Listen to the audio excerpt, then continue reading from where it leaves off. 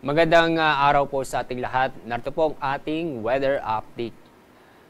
Ngayong araw, makakaranas ng maulap ang kalangitan na may kasamang kalat-kalat na pag-ulan at thunderstorm sa lalawigan ng Palawan. Kasama na rin po ang Western Visayas, Negros Island Region at Zamboanga Peninsula.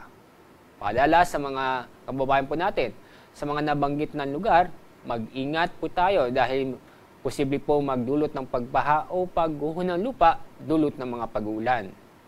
Samantala, ang lalabing pong bahagi po ng ating bansa, kasama po ang Metro Manila, ay magiging maliwanag sa panahon ngayong araw, kung saan bahagyang maulap hanggang sa maulap ang kalangitan.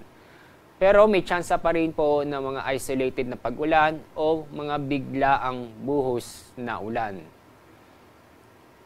Kasalukuyan po itong mahinang southwest monsoon o habagat ay naapektuhan itong kanlurang bahagi po ng Visayas at ng Mindanao. Bukas patuloy pa rin ang epekto ng mahinang habagat doon pa rin po sa kanlurang bahagi po ng Visayas at ng Mindanao. Kaya araw ng Sabado ay asahan o magiging maganda at maaliwalas ang panahon ang buong bansa kung saan ay bahagyang maulap hanggang sa maulap ang kalangitan. Pero may mga tsansa pa rin po ng mga pulo-pulong pag-ulan o isolated na mga pag-ulan.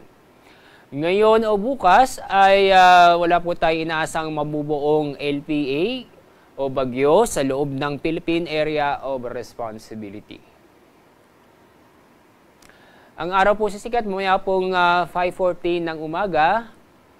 Ang araw lulubog sa ganap na 6:25 ng hapon. Yan po ang ating weather update mula sa Pag-asa. Ako po si Alzar D. Aurelio.